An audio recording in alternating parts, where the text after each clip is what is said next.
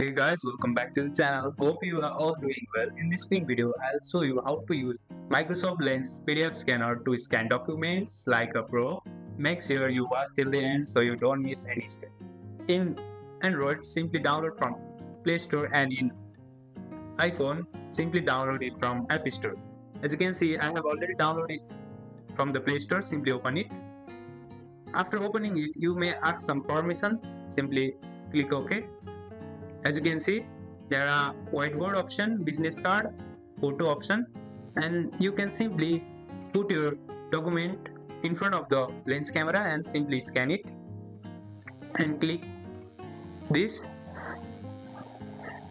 Point your camera at the document you want to scan. Lens will automatically detect the edges, crop it for you.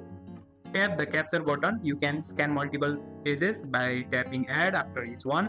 After scanning, you can crop. As you can see, you can crop the document as you need.